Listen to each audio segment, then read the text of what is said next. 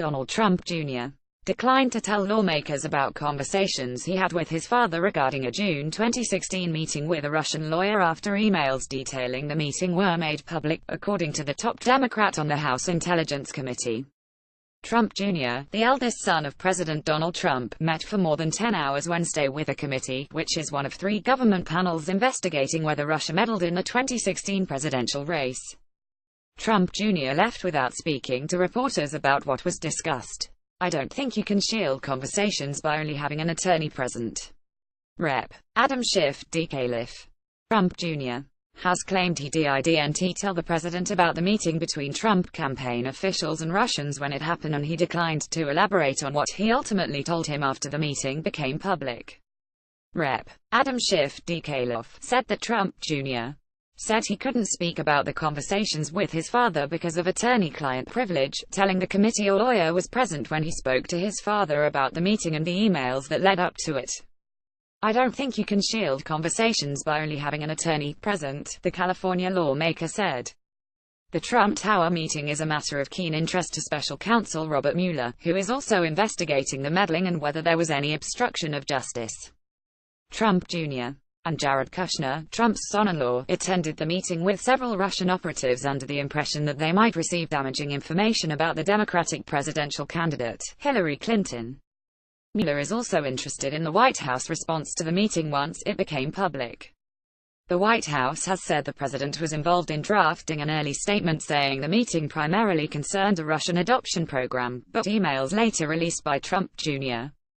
showed that he enthusiastically agreed to the sit-down with Russian lawyer Natalia Veselnitskaya and others after he was promised dirt on his father's rival. Trump Jr. later said the promised material never materialized. Trump Jr.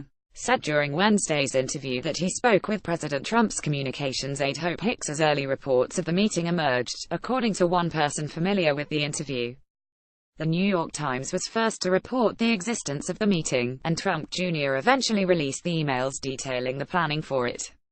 Hicks was with the president on Air Force One while they were writing the statement that said the meeting primarily concerned the adoption program.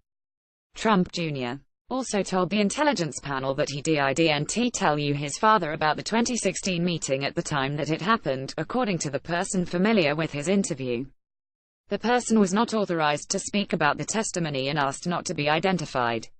Julian Assange of WikiLeaks, Trump Jr., also voluntarily testified in September before a closed session of the Senate Judiciary Committee about the meeting, which he cast as simply an opportunity to learn about Clinton's fitness character qualifications, insisting to investigators that he did not collude with Russia to hurt Clinton's campaign. The Senate Intelligence Committee also hopes to interview Trump Jr. before the end of the year. British publicist Rob Goldstone, who is believed to have arranged that meeting, will reportedly talk to members of the House and Senate Intelligence Committees as early as next week. Kushner has spoken to both intelligence committees.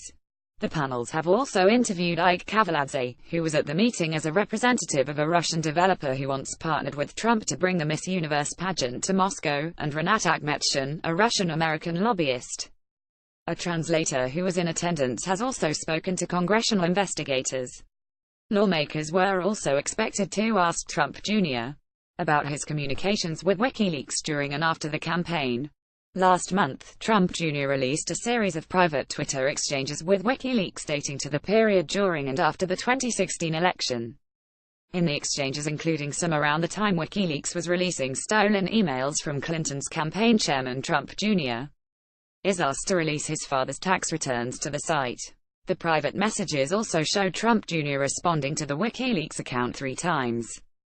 He also asked the site about a rumor about an upcoming leak. The messages began in September 2016 and ran through the following July. Trump Jr. played down the exchanges as he released them. "Here is the entire chain of messages with at WikiLeaks with my whopping 3 responses which one of the congressional committees has chosen to selectively leak," he tweeted. How ironic. Trump Jr.'s lawyers had already released the exchanges to the congressional committees investigating Russian intervention. In an October 3, 2016 message, the WikiLeaks Twitter account sent Trump Jr. an article that included critical comments Clinton had made about site editor Julian Assange and said, "It'd be great if you guys could comment on push this story." Trump Jr. replied, "Already did that earlier today. It's amazing what she can get away with." 2 minutes later, Trump Jr.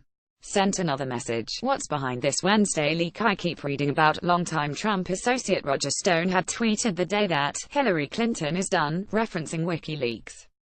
The WikiLeaks Twitter account never responded, but days later WikiLeaks started rolling out emails from Clinton campaign chairman John Podesta's account. After the release, WikiLeaks sent Trump Jr.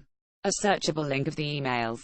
Trump Jr. tweeted that link 2 days later, on October 14, 2016, according to The Atlantic magazine.